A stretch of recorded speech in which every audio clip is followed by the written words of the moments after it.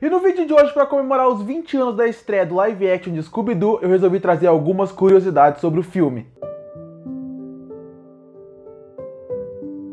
E no ano de 2022, o famoso live action de Scooby-Doo, lançado lá em 2002, completa 20 anos da sua estreia. Filme esse que é idolatrado pelo público, tanto que até hoje você vê pessoas usando imagens, frases e cenas como referência para falar sobre Scooby-Doo, para falar como esse filme fez sucesso com o público. E por causa disso, e para comemorar essa estreia de um filme que marcou a vida de muita gente, eu resolvi trazer algumas curiosidades sobre ele. Mas eu vou começar trazendo uma curiosidade negativa, porque apesar do público amar esse filme, idolatrar e reverenciar cenas e falas, a crítica não gostou muito do filme. E a prova disso é que esse longa, apesar do carinho do público, concorreu a 2 categorias da Framboesa de Ano no ano que ele lançou, lá em 2002. Na categoria de pior ator coadjuvante para o ator Fred, que faz o personagem do Fred, e também na categoria que nem existe mais no Framboesa de Ouro, mas chamava filme mais flatulento feito para adolescentes. Ele concorreu a essas 2 categorias. Mas tirando esse ponto negativo, vamos para curiosidades mais positivas sobre o filme.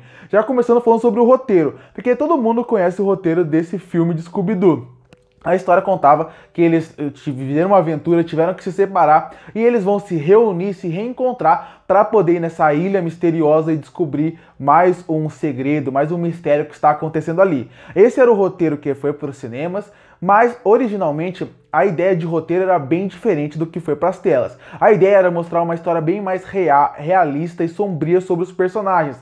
Então, por exemplo, a ideia era transformar o Salsicha num drogado, transformar, por exemplo, a Daphne e a Velma tendo relacionamento fora deles, fora da equipe deles. Então, a ideia do filme era fazer uma coisa mais realista, trazer o Scooby-Doo, que já fazia muito sucesso desde sempre, o desenho já tinha muitos anos, já fazia muito sucesso, já era um clássico quando lançou esse filme, fazer uma coisa mais realista, mostrar uma outra visão sobre isso. Mas o roteirista do filme, James Gunn, ele olhou e percebeu, junto com a galera de marketing, que o filme seria um grande problema se lançasse como realista. Eles perderiam uma grande oportunidade ali. Porque, como eu falei, o Scooby-Doo tem uma grande gama de fãs, e se você lança um filme mais realista, o filme primeiro teria um grande problema em questão de idade. Ele subiria para cima de 16, e isso já proibiria muita gente jovem a ver o filme, que seria o público-alvo dos personagens. E outro problema grave que também ia gerar seria na parte de vender boneco, vender pôster, tudo seria muito difícil. Então, no corte final, eles resolveram fazer com que o filme tivesse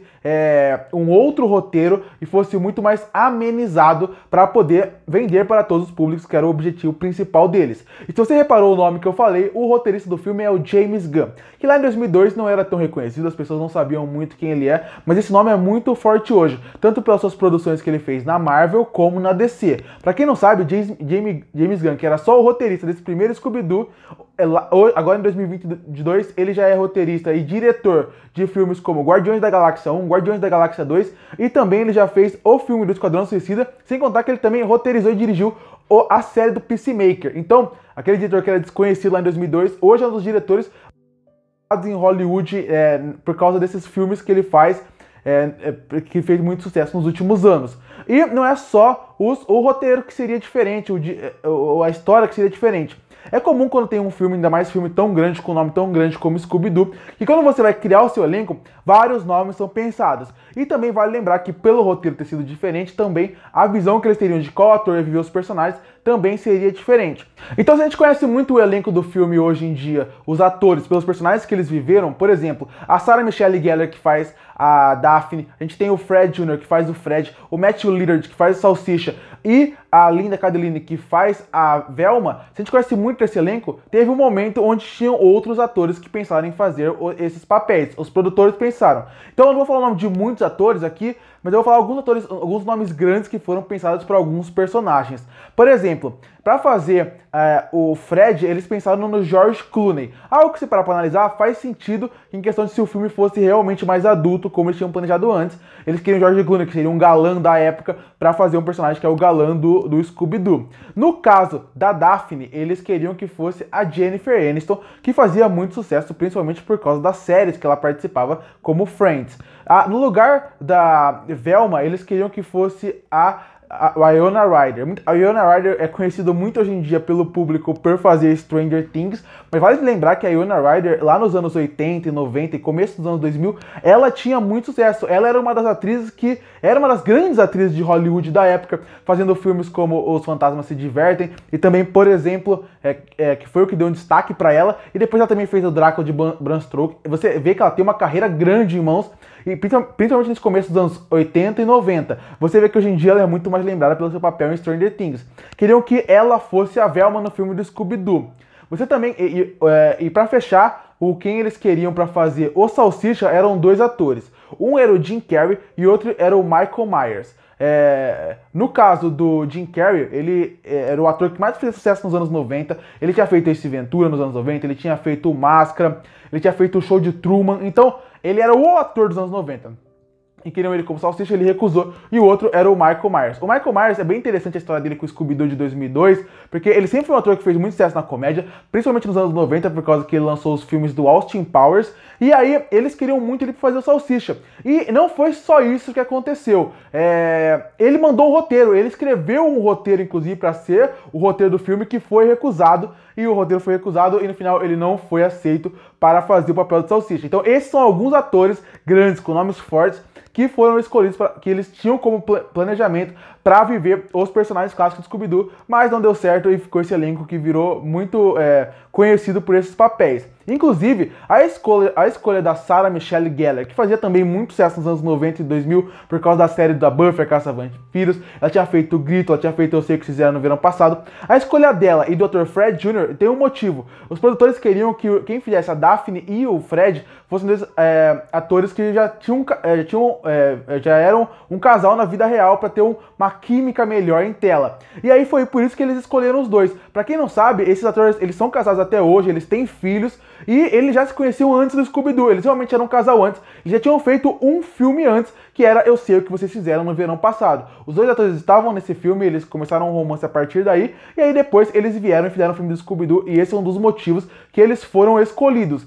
E além disso, vale destacar uma curiosidade sobre o filme envolvendo os dois atores, porque não era só em relação ao romance que eles eram iguais, eles também tinham problemas com os vestimentas dos personagens. Porque, no caso da Sarah Michelle Gellar, ela deu uma entrevista falando que pra ela era horrível usar as famosas botas da Daphne. Ela falava que era difícil de se locomover, ela falava que era difícil ficar no set com ela e atuar com aquela bota. Então ela falava que ela odiava ter que usar aquilo. E o ator que faz o Fred Jr., que faz o Fred, ele reclamou muito dos lenços amarelos. Ele falou que ele não gostava do visual do Fred, ele queria que o visual do Fred fosse mais moderno e menos com o desenho que era nos anos 70, 80, quando ele fazia sucesso. Tinha que ter uma vestimenta mais moderna. Então você pode ver que em poucas cenas o Fred usa o lenço amarelo e depois deu uma nova roupagem pra ele. Exatamente por causa disso, por causa que o ator não gostava do lenço. E aí, pra fechar as curiosidades sobre esse filme de 2002, tem que falar do personagem do Scooby. Não tem como fazer um vídeo inteiro de curiosidades sem falar do personagem do Scooby-Doo. Bom, no começo dos anos 2000 era muito comum fazer os filmes totalmente em CGI. Isso era normal, isso era comum tecnicamente, eles pensaram que seria muito melhor fazer o Scooby-Doo em CGI do que colocar um cachorro real em tela, em cena, porque eles queriam trazer muita vibe do desenho. Eles perceberam que se eles fizessem que o Scooby-Doo ele fosse um cachorro real em cena, ele não conseguiria pular no colo do Salsicha, ele não conseguiria ter essa parte mais animada que ele tem. Então eles pegaram o personagem e fizeram com que ele fosse totalmente em CGI para ter um design mais cartunesco. Até a parte do cartunesco no design dele é importante para não deixar bizarro para quem está assistindo, ficasse algo mal feito. Então essa parte mais cartunesca, para poder ter o exagero, também ajuda bastante no CGI. O que pouca gente não sabe é que como funcionava a atuação deles com o Scooby-Doo em tela. Eles colocavam um boneco dele em cena para eles poderem conversar e atuar, e através disso eles criavam o CGI depois na pós-produção. Isso era interessante porque na época não era super comum ficar fazendo isso, e também porque você pode reparar que em vários momentos eles falam com o Scooby, você vê que eles não tem que olhar diretamente pro boneco. No filme não dá pra ver isso, mas você repara que como eles falam, por onde eles olham, é assim que funciona, e é muito interessante ver isso, principalmente no começo dos anos 2000. E a escolha dele ser cartunesco faz inclusive com que, mesmo que o CGI esteja bem mais velho da época para hoje em dia, ele não fique algo inassistível, por causa dessa ideia do cartunesco que eles colocaram pro personagem. E essas são algumas curiosidades para comemorar os 20 anos do live action de Scooby-Doo. Curte para fortalecer o canal, se inscreve para não perder os próximos vídeos. E aí, o que você acha do live action do Scooby-Doo? Que nota você daria para ele? Você gostaria que tivesse novos live action sobre o universo do personagem? Comenta aqui embaixo e eu volto no próximo vídeo.